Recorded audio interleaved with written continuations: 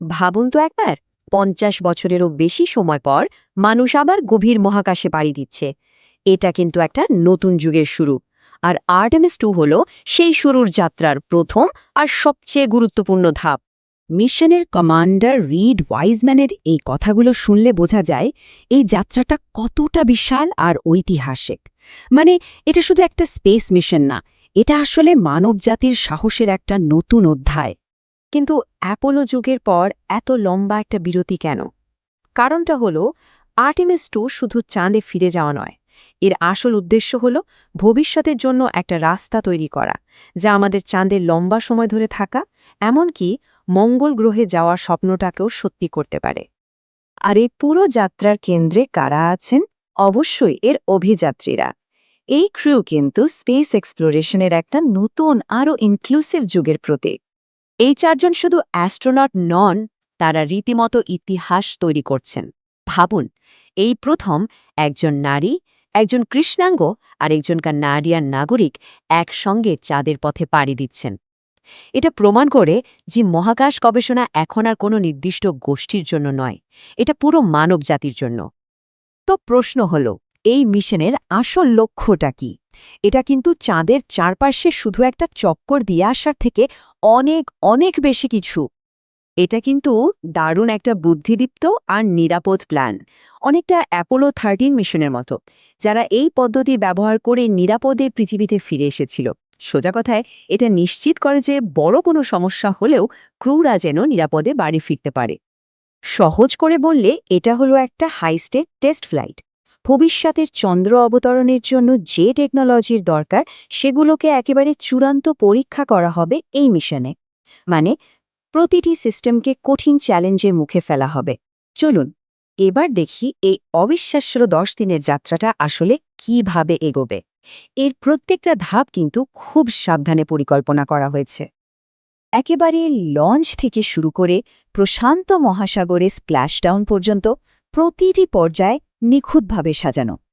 তবে সবচেয়ে রোমাঞ্চকর মুহূর্তটা আসবে ষষ্ঠ দিনে, যখন তারা চাঁদের সেই দূরবর্তী দিকটা প্রদক্ষিণ করবে। তখন কিছুক্ষণের জন্য পৃথিবীর সঙ্গে তাদের সব যোগাযোগ বিচ্ছিন্ন হয়ে যাবে। পৃথিবীতে ফেরার সময়টা কিন্তু একটা বিরাট পরীক্ষা।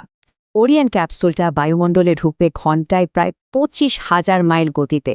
এই গতি অ্যাপোলো 10-এর ক্রুডের গতির থেকেও বেশি। ভাবুন, এই চরম পরিস্থিতিতে হিট শিল্ডকে তার সক্ষমতা প্রমাণ করতে হবে। আর জানেন তো, এই মিশনটা একটা নতুন রেকর্ডও করতে চলেছে।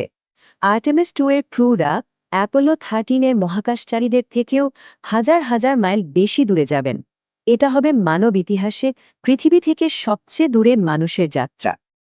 আচ্ছা, 10টা দিন ওরিয়ন ক্যাপসুলের ভেতরে 4 জন মহাকাশচারীর জীবন ঠিক কেমন কাটবে, চলুন একটু জেনে নেওয়া যাক। মহাকাশচারীদের খাবারের মেনুটা কিন্তু বেশ ইন্টারেস্টিং। মোট 189টা আইটেম আছে, যার মধ্যে কানেডিয়ান অ্যাস্ট্রোনটের সৌজন্যে ম্যাপেল সিরাপও আছে। মানে, মহাকাশেও ঘরের স্বাদ ধরে রাখার একটা দারুণ চেষ্টা। ক্রুদের দিনটা কিন্তু বেশ ব্যস্ততার মধ্যে কাটবে।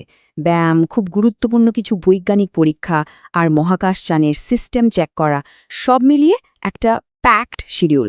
প্রতিটি মুহূর্তই পরিকল্পিত।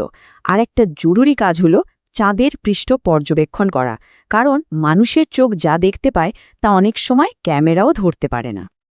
এই প্রশ্নটা কিন্তু আমাদের যাত্রার একটা খুব গভীর ইমোশনাল দিকের কথা মনে করিয়ে দেয়। এটা শুধু টেকনোলজির পরীক্ষা নয়, এটা একটা অসাধারণ মানবিক অভিজ্ঞতাও বটে।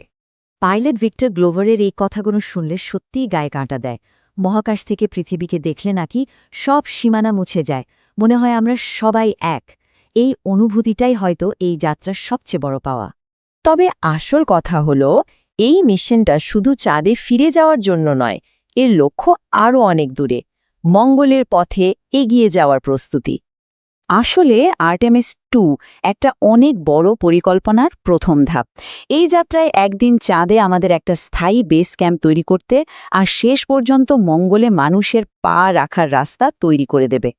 সুতরাং এই ঐতিহাসিক মিশনটা আমাদের ভবিষ্যৎ নিয়ে নতুন করে ভাবতে শেখাচ্ছে। এখন প্রশ্নটা আর যদি আমরা নক্ষত্রে পাড়ি দিই সেটা নয়, আসল প্রশ্ন হলো কিভাবে আমরা সেখানে বসতি স্থাপন করব। আর আর্টেমিস 2 হলো সেই বিশাল প্রশ্নের প্রথম উত্তর। ধন্যবাদ।